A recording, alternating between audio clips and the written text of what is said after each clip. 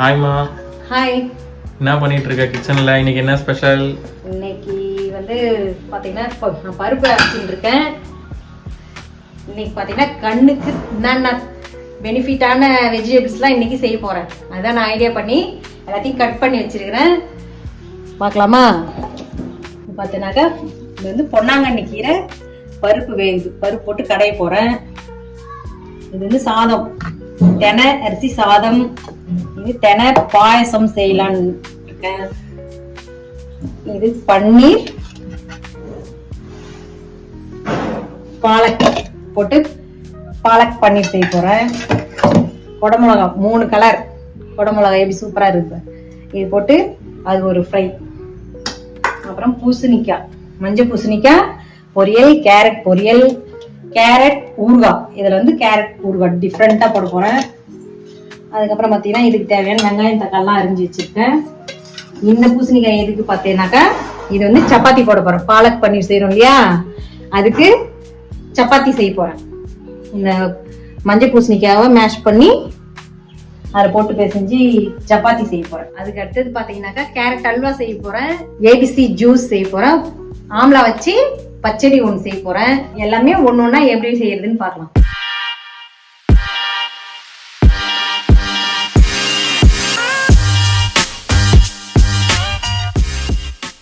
First நம்ம carrot halwa செய்துக்கலாம். First கேரட்டை கொஞ்சம் நெய் போட்டு 1 கப் அளவு கேரட் போட்டு வதக்கிக்கலாம். நல்லா 1 கப் அளவு போட்டு வதக்கலாம். நல்லா வதக்கிட்டு தண்ணிலாம் ஊற்றி வேக வைக்க கூடாது. இது பால் தான் ஊற்றி வேக வைக்கணுமே. நான் பசும்பால் 1 டம்ளர், பெரிய டம்ளர்ல ஒரு 300 ml எடுத்து வச்சிருக்கிறேன். அதை போட்டு வேக வைக்கணும். அதுக்கு சக்கரை போடாம நாட்டு சக்கரை போட்டு செய்ய போறேன் இன்னைக்கு. இது வதங்கினே இருக்கும். இது வந்து பூசணிக்காய் வந்து இதுக்கு வேக வச்சிருக்கேன். சப்பாத்தி மாவு பேசுறதுக்கு பூசணிக்காய் இந்த மாதிரி வேக வச்சு நல்லா வேகட்டும். அப்புறமா மேஷ் பண்ணிட்டு இது ஒரு 5 நிமிஷம் வேகும். 5 நிமிஷம் வெந்ததும் அழுத்தி பார்த்தா கொஞ்சம் நல்லா அழுந்துற மாதிரி அளவுக்கு 5 நிமிஷத்துல வெந்துடும். எடுத்துக்கலாம். நல்லா வதங்கிடுச்சு. இப்போ பால் ஊற்றிக்கலாம். ஒரு 1.5 டம்ளர் இருக்கும்.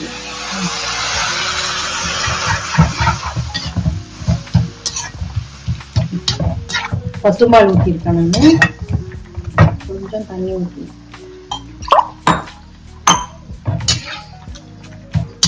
இது நல்லா அப்படியே வேகணும். வெந்த பிறகு நாட்டு சக்கரை போட்டுக்கலாம். இது நல்லா ஒரு 2 நிமிஷத்துல வெந்துடும்.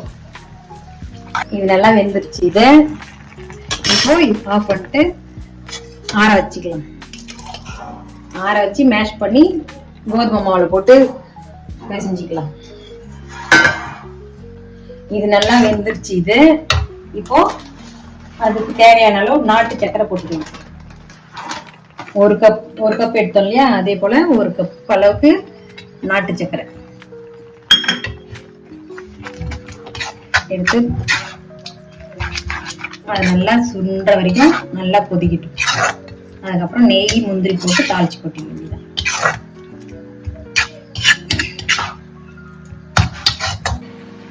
இது நல்லா சுண்டிச்சு ஒரு பிஞ்சாலும் சால்ட் மட்டும் டேஸ்ட் இருக்கு. என்னம்மா இந்த கலர்ல இருக்கு? அது சக்கரை போட்டு செய்யணும்னாக்கா நம்மளுக்கு கேரட் கலர் அப்படியே கிடைக்கும். இது நாட்டு சக்கரை போட்டதால் நாட்டு சக்கரை கலர் கிடைக்குது. அதான் வேற ஒன்றும் இல்லை. நம்ம சக்கரை சரி, நம்ம நாட்டு சக்கரை போட்டு செஞ்சோம்னாக்கா கொஞ்சம் ஹெல்த்துக்கு நல்லது. ஒரு ஏலக்காய் ஒன்று போட்டுக்கலாம் தட்டி. அதுக்கப்புறம் முந்திரி கொஞ்சம் நெய் போட்டு தாளிச்சு போட்டுக்கலாம். நெய் ஒரு 2 ஸ்பூன் அளவு போட்டு காஞ்சதும் முந்திரி திராட்சை போட்டு தாளிச்சு போட்டு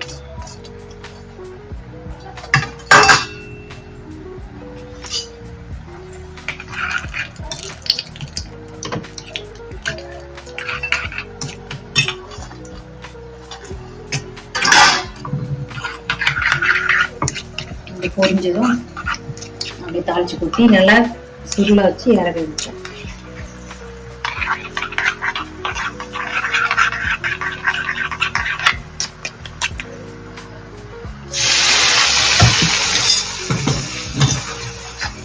கொஞ்சம் நல்லா சுருங்கினோடனே இறக்க வேண்டியதான். அல்வா, கேரட் அல்வா. கேரட் கலரே இல்லை, இருந்தாலும் சர்க்கரையை விட நாட்டு சர்க்கரை கொஞ்சம் ஹெல்த்துக்கு நல்லது. அதனால நாட்டு சர்க்கரை செய்யலாம்னு செய்வேன்.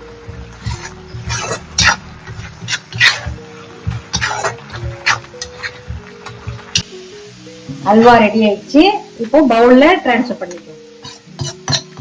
அவ்வளவுதான், கேரட் அல்வா ரெடி.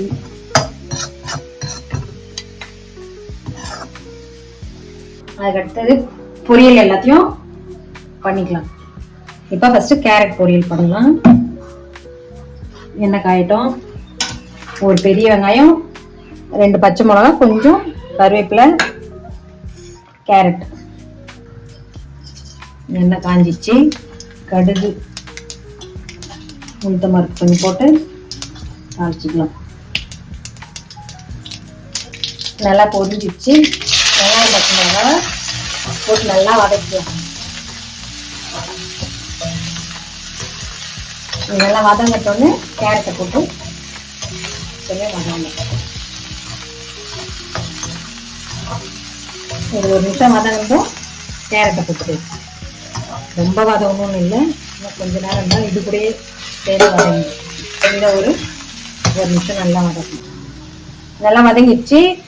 இப்போ தேவையான அளவுக்கு உப்பு போட்டுக்கலாம். இப்போ 1/2 டம்ளர் தண்ணி ஊற்றி வேக வச்சுக்கலாம். மூடி போட்டு வேக வச்சுக்கலாம்.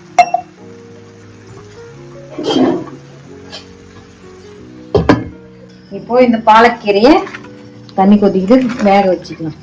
பாலக் பன்னீர் செய்யறதுக்கு இதை ஃபஸ்ட்டு வேக வச்சுக்கலாம். ஒரு கொதி வந்தா போதும். இது ரொம்ப நேரம் வேகணும் இல்லை, ஒரு கொதி வந்தா போதும்.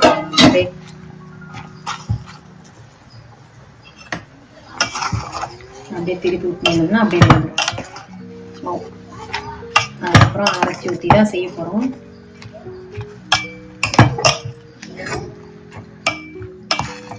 ஒரு 2 நிமிஷம் தான் போதும். இது அவ்வளோதான். எடுத்து ஆற வச்சுக்கலாம்.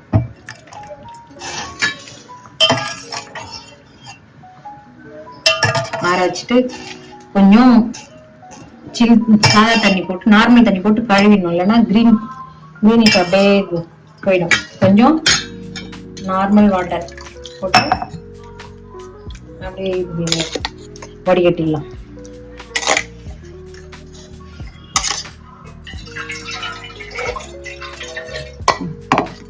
அப்படியே இது ஆகட்டும். தெனை சாதம் வெந்துருச்சு, வடிச்சிடலாம்.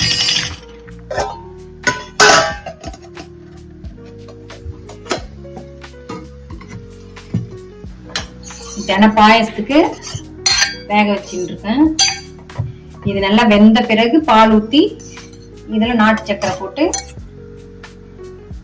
பாயசம் செய்யலாம். கேரட் ரெடி ஆயிடுச்சு. கொஞ்சம் தண்ணி போடணும். இப்போ தேங்காய் துருவி போட்டு இறக்கிட வேண்டியது. ரெடி ஆயிடுச்சு. நல்லா ரெடி ஆயிடுச்சு. தேங்காய் கொஞ்சமா போட்டு இறக்கிடுங்க. நல்லா கிளறிட்டு அவ்வளோ கேஸ் ஆஃப் பண்ணுறேன்.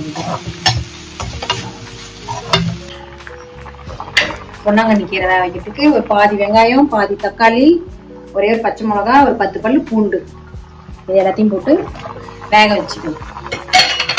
இது கொஞ்சம் நல்லா வேகணும். மூடி போட்டு வேகணுன்ட்டு அதுக்கப்புறமா கீரையை போட்டுவோம்.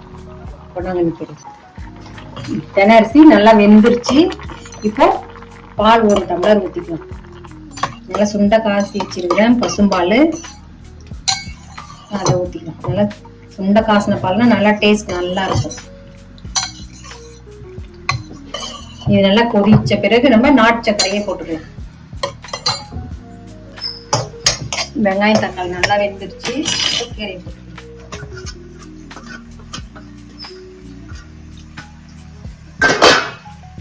கீரை போட்டதுக்கு அப்புறம் மூடக்கூடாது, அப்படியேதான் ஓப்பன்லேயே தான் வேகணும். இது பால் ஊற்றி நல்லா கொதிக்குது. இந்த டைம்ல நம்ம நாட்டு சக்கரை ஆட் பண்ணிக்கலாம். ஒரு 4 ஸ்பூன் அளவுக்கு நாட்டு சக்கரை.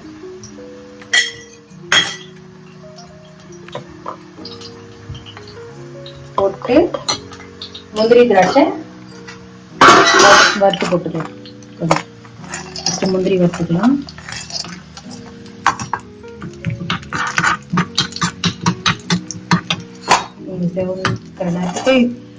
சேவுக்கிற நேரத்துக்கு இதை போட்டுக்கலாம்.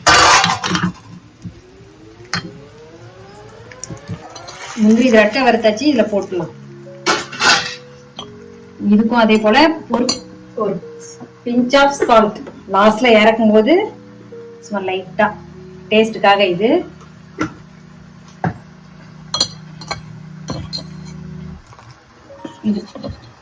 அவ்வளவுதான், பாயசம் ரெடி.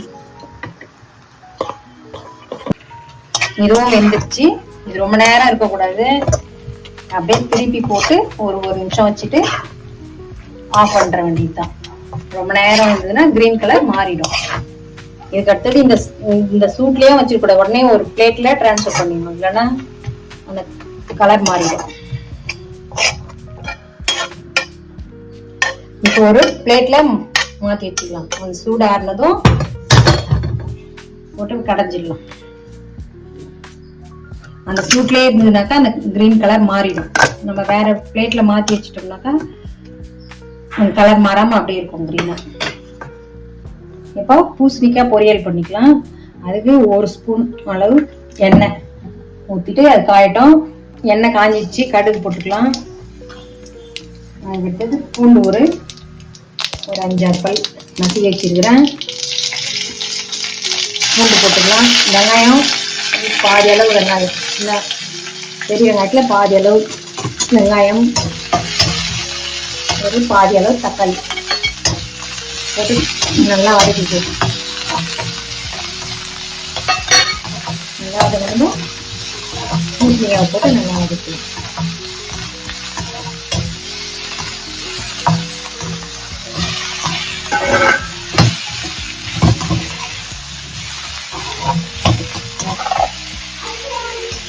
கொஞ்சம் மஞ்சத்தூள் ஒரு 1/4 டீஸ்பூன், குழம்பு மிளகாத்தூள் ஒரு 3 ஸ்பூன் அளவு போட்டால் போதும். தேவையான அளவு உப்பு,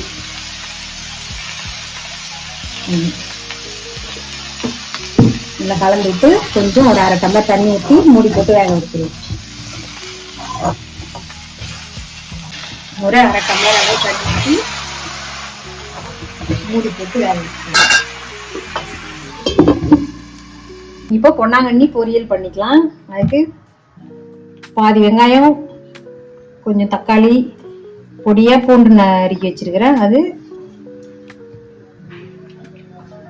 எண்ணெய் 1 ஸ்பூன் ஊற்றிக்கலாம்.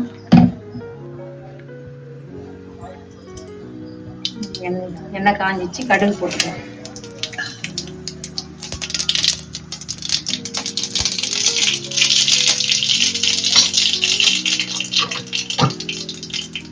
வெங்காயம், தக்காளி,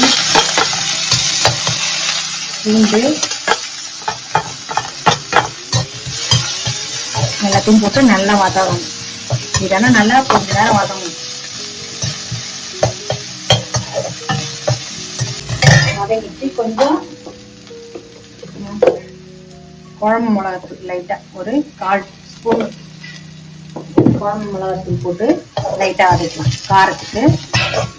அதுக்கப்புறமா இதை பொன்னாங்கண்ணி கீரையை போட்டு நல்லா வதக்கிட்டு தேவையான அளவு உப்பு, சால்ட்டு தான் போடணும்.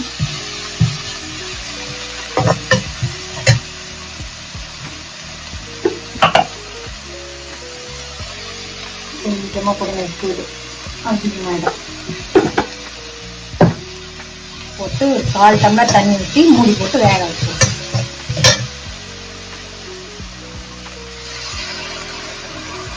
கொஞ்சமாக போட்டு இப்போ இதை மூடி போட்டு வேக வச்சுருவோம். அப்புறம் தேங்காய் பருப்பு போட்டு இது இறக்கிட்டோம்.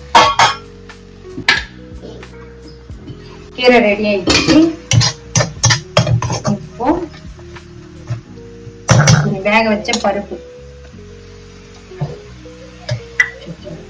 இப்போ வேக வச்ச பருப்பு கொஞ்சம் தேங்காய் திருவண்டு கொஞ்சம் போட்டு நல்லா கொஞ்சம் ஒரு 2 நிமிஷம் நல்லா வதங்கட்டும். ஆஃப் பண்ணிட வேண்டியதான். இந்த மாதிரி கிரீனிஷாவே இருக்கணும். ரொம்ப வேக வச்சோம்னாக்கா கலர் மாறும். ஓகே, ரெடி ஆயிடுச்சு. ஆஃப் பண்ணிடலாம். இது தண்ணி எல்லாம் சூடிச்சு. இப்போ இதுல கொஞ்சம் வெல்லம், ஒரு சின்ன சைஸ் வெல்லம் போட்டுக்கலாம் டேஸ்ட்டுக்கு. போட்டு நல்லா கொஞ்சம் சிவக்க வச்சு இறக்கணும். அப்பதான் இது நல்லா இருக்கும். வெல்லம் கரைஞ்சி கொஞ்சம் சிவக்கணும். இப்போ சப்பாத்திக்கு மாவு பிசைஞ்சிக்கலாம். இதுக்கு ஒரு 1/2 ஸ்பூன் மிளகாத்தூள், மஞ்சத்தூள் 1/4 டீஸ்பூன், ஜீரகத்தூள் கொஞ்சம், தேவையான அளவு உப்பு இதை போட்டு மிக்ஸ் பண்ணிட்டு இப்போ அந்த பூசணிக்காய் வேக வச்சிருக்கோம்ல அந்த மேஷ் பண்ணி வச்சிருக்கு அதை எல்லாத்தையும் போட்டுக்கலாம். போட்டு அந்த அதை வேக வச்ச தண்ணியே போட்டு நல்லா கலந்து பேசணும்.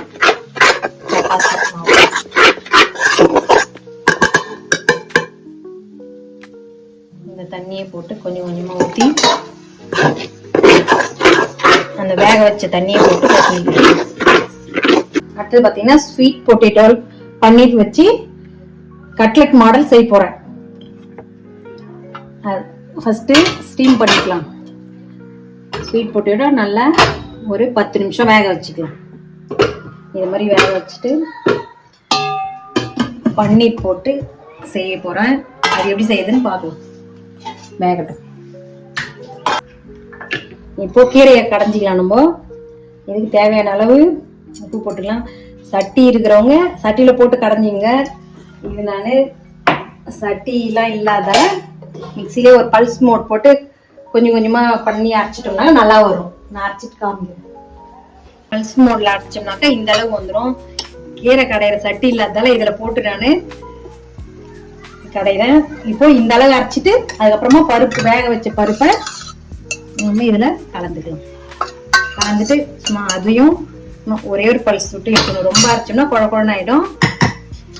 ஒரே ஒரு பல்ஸ் வச்சு எடுத்துக்கணும். கீரை நல்லா இந்த அளவுக்கு நல்லா கடைஞ்சாச்சு.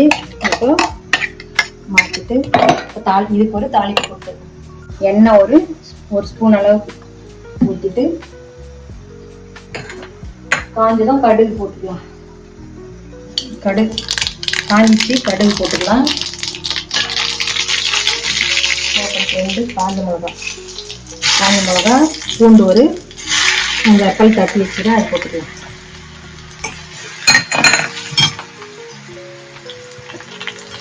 அது கொஞ்சம் சேவக்கட்டும். எடுத்து கீரையை போட்டு கொஞ்சம் சேவக்கணும். இது பூண்டு கொஞ்சம் சேவந்து வரக்குள்ள எடுத்து கீரையில போட்டுக்கலாம்.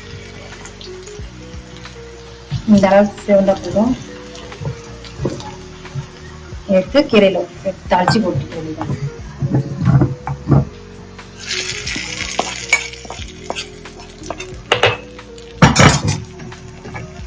அவ்வளோதான். கலந்து விட்டுனா கீரை ரெடி ஆயிடுச்சு. இந்த அளவுக்கு வெந்துருச்சு. நல்லா இதை எடுத்துடலாம். எல்லாத்தையும் எடுத்துட்டு இது ஆறட்டும். தோல் உரிச்சிக்கணும். இப்போ குடமிளகா வச்சு பெல் பெப்பர் பன்னீர் ஸ்டிர் ஃப்ரை செய்துக்கலாம். எப்படி செய்யுதுன்னு பார்க்கலாம். கொஞ்சம் ஒரு ஸ்பூன் அளவுக்கு எண்ணெய் போட்டுக்கலாம். நல்லா காயட்டும். பொடியா சாப் பண்ண பூண்டு போட்டுக்கலாம். ஒரு 3-4 போட்டுக்கலாம்.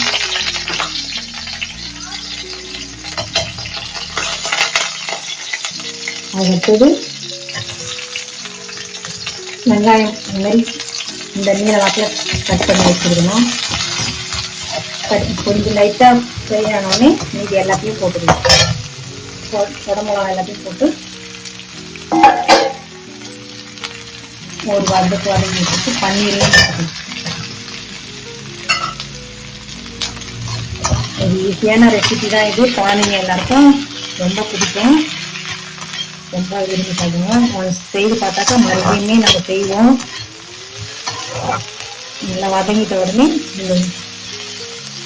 இதுக்கு தேவையான அளவு உப்பு போட்டுக்கணும். இதுக்கு தேவையான அளவுக்கு உப்பு போட்டுக்கணும்.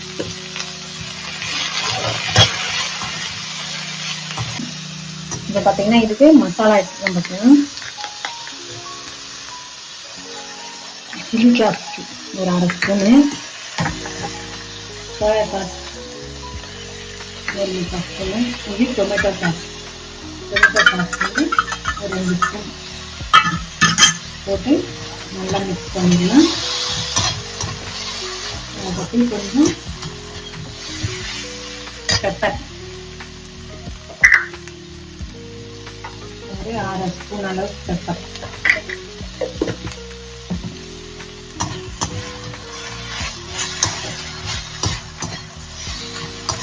அது பார்த்தீங்கன்னா கொஞ்சம் சில்லி ஃப்ளேக்ஸும், இது வந்து ஒரிகனோ பவுடர்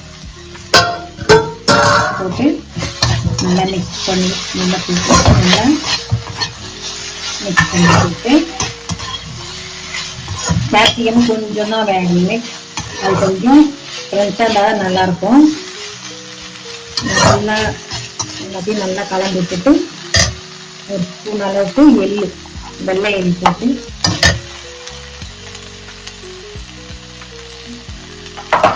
நல்லா கலரி வச்சுட்டு ஆஃப் பண்ணுற வேண்டியதான்.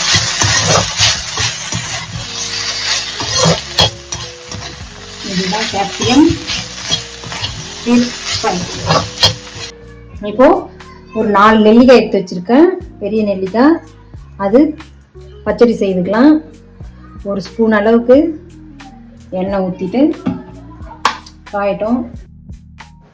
கடுகு போட்டு காஞ்ச மிளகா கொஞ்சம் கருவேப்பிலை போட்டு பொரிட்டோன்னு 4 நெல்லிக்காய் மிக்சியில் போட்டு கொட்டையெல்லாம் எடுத்துட்டு அரைச்சி வச்சிருக்கிறேன். அதை போட்டுக்கலாம். நல்லா கொஞ்ச நேரம் வதக்கிட்டு கொஞ்சம் மஞ்சள்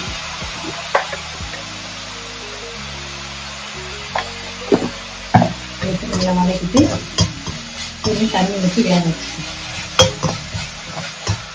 கொஞ்சம் உப்பு போட்டு தண்ணி ஊற்றி கொஞ்சமாக தண்ணி ஊற்றி வேக வச்சுக்கணும். சீக்கிரமாக வெந்துடும், அரைச்சிட்டதால சீக்கிரமாக வெந்துடும். கொஞ்சமாக தண்ணி ஊற்றி மூடி போட்டு வேக வச்சுக்கணும்.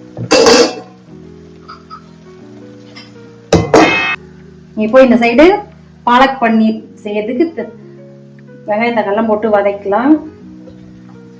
டைமே அதிகமாகிடுச்சு இன்னைக்கு.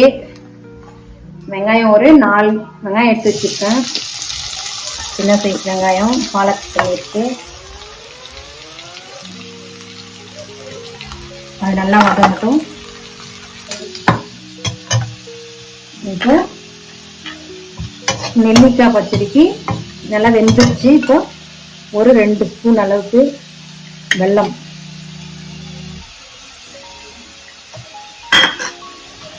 போட்டு நல்லா மெல்ட் ஆகிட்டு நல்லா கரையும். நல்லா வதங்கிடுச்சு. இப்போ 2 பச்சை மிளகா, கொஞ்சம் ஒரு சின்ன சைஸ் இஞ்சி, ஒரு 10 பல்லு பூண்டு எல்லாத்தையும் வதக்கிட்டு தக்காளியும் அதுக்கிட்ட போட்டு வதக்கலாம். 2 தக்காளி, பெரிய தக்காளி போட்டு நல்லா வதக்கலாம்.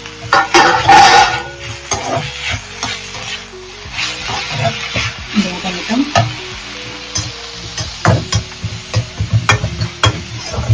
நெல்லிக்காய் பச்சடி ரெடி. இதை அதை ஆஃப் பண்ணிடலாம்.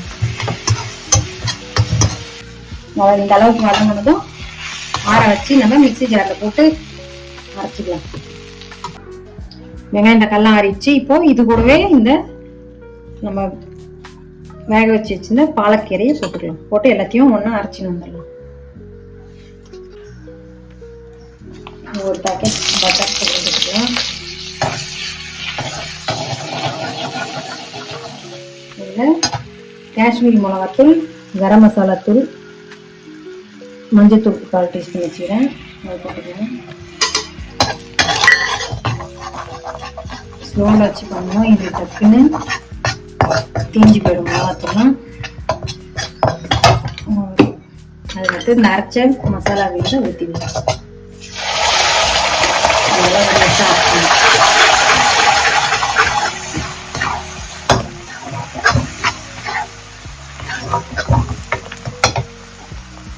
இப்போ இதுக்கு தேவையான அளவுக்கு உப்பு போட்டுக்கலாம்.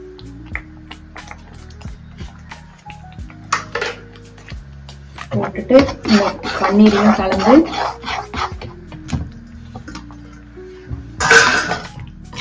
ஒரு 5 to 10 minutes அப்படியே ஸ்லோவில் வச்சு குக் பண்ண வேண்டியதுதான். இப்போ இதுக்கு ஃப்ரெஷ் க்ரீம் லாஸ்ட்ல ஊற்றி இறக்கணும். அது ஃப்ரெஷ் க்ரீம் இல்லாதால கொஞ்சம் பன்னீர் போட்டு அரைச்சி எடுத்துக்க போகிறோம். ஒரு 5 பீஸ் பன்னீர் போட்டு இந்த அளவுக்கு நல்லா நைஸாக அரைச்சி வச்சிருக்கிறேன். இப்போ லாஸ்ட்ல இறக்கும் போது இதை ஊற்றி இறக்கணும். ஃப்ரெஷ் க்ரீமுக்கு பதிலாக பன்னீரே அரைச்சி இது மாதிரி ஊற்றினா நல்லா திக்னஸாக இருக்கும், நல்லா டேஸ்ட்டும் நல்லா இருக்கும். பாலக் பன்னீர் ரெடி ஆயிடுச்சு. இப்போ இந்த க்ரீமை ஊற்றிக்கலாம். ஃப்ரெஷ் க்ரீம் இல்லை பன்னீர் க்ரீம் அதை ஊற்றி ஒரு நிமிஷம் கொதிக்க விட்டு ஆஃப் பண்ணுற வேண்டியதான்.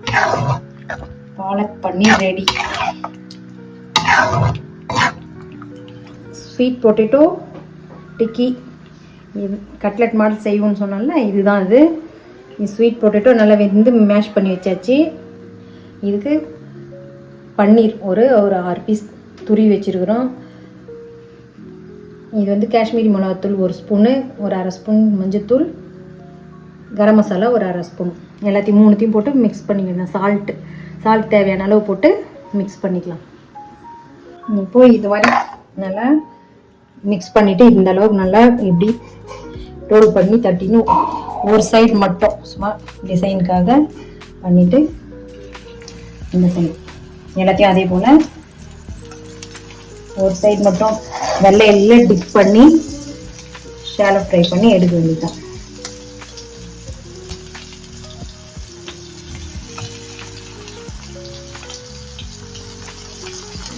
கட்லெட் மாதிரி சூப்பராக இருக்கும்.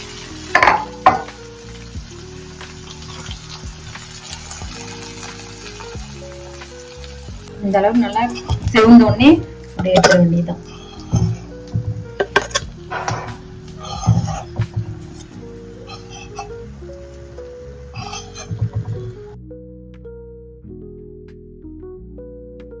இப்போ ஏபிசி ஜூஸ் போட்டுக்கலாம்.